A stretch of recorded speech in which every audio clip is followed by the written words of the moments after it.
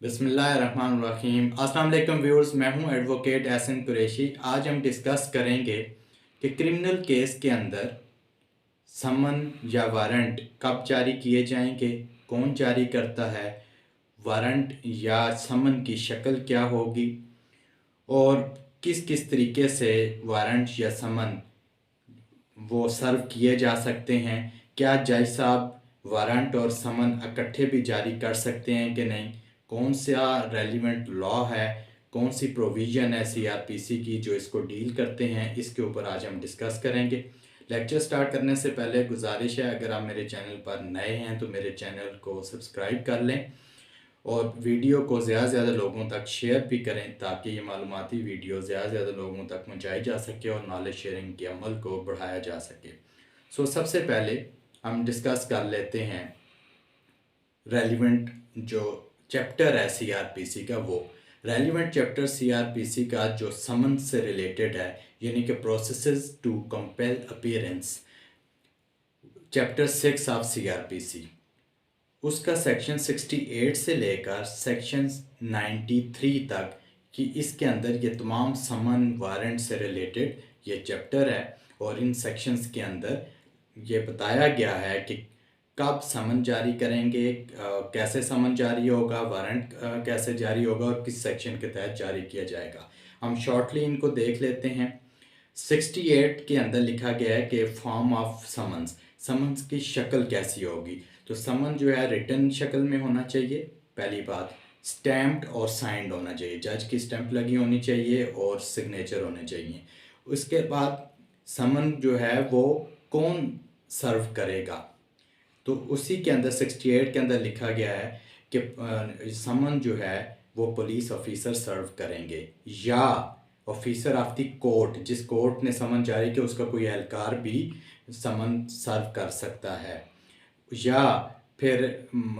उसके कोई और पब्लिक सर्वेंट अगर जज चाहे तो उसको भी अलाउ कर सकता है कि वो समन सर्व करे किसी मुल्ज़म को या किसी भी शख्स को। या फिर उसके अंदर एक प्रोवाइज़ो क्लास दी गई है कि अगर मुल्ज़म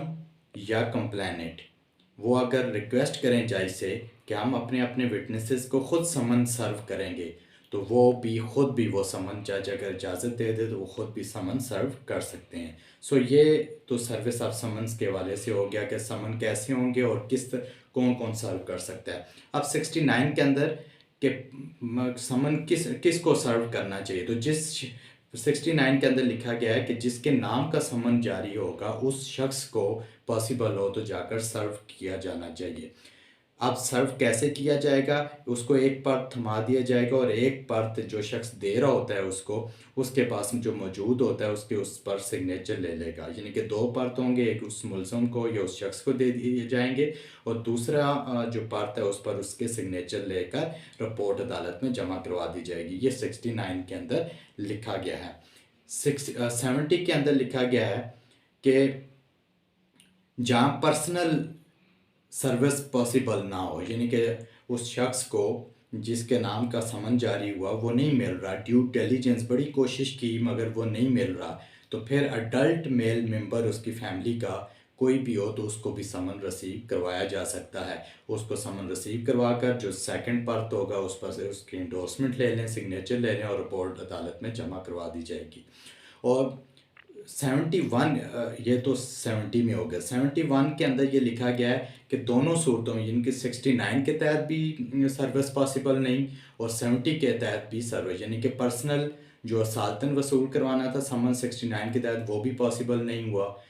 और 70 के तहत जो मेल मेंबर को, अडल्ट मेल मेंबर को सर्विस वो भी पॉसिबल नहीं है, समन उसको भी वसूल नहीं करवाया जा सकता। तो फिर 71 में लिखा गया है कि उसके घर के बाहर चस्पा कर दिया जाएगी, एक जो कॉपी है वो चस्पा कर दी जाएगी और उसका रिपोर्ट जो है वो अदालत में लाकर जमा करवा दी जाएगी। उसके बाद ये तो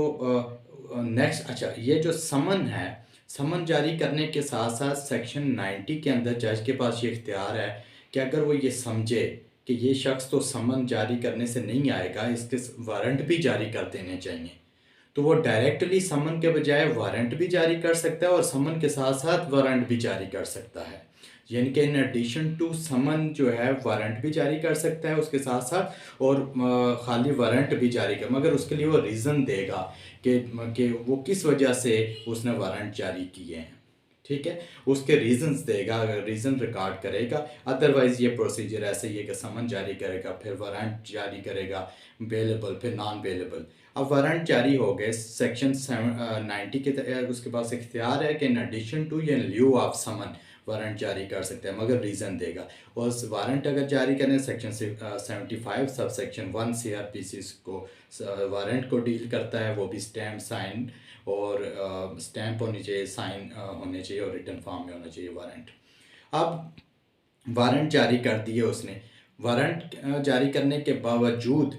जज साहब ये समझते हैं कि ये शख्स जानबूझकर अपने आप को कंसील कर रहा है या भाग गया, abscond हो गया है, मफरूर हो गया है, तो फिर वो 87 सेक्शन 87 के तहत कार्रवाई प्रोक्लेमेशन की करेगा। जब वो सेटिस्फाई कर लेते हैं अपने आप को कि जानबूझकर ये भाग रहा है ये, ताकि इसको वारंट की एग्जीक्यूशन ना हो सके, तो फिर 87 के तहत एक प्रोक्लेमेशन जारी किया जाएगा जिसके अंदर लिखा जाएगा कि 30 दिन के अंदर अंदर, इसके जारी होने के 30 दिन के अंदर अंदर आप अदालत में पेश हो जाओ। प्रोक्लेमेशन जो है वो मैंडेटरी प्रोविज़न है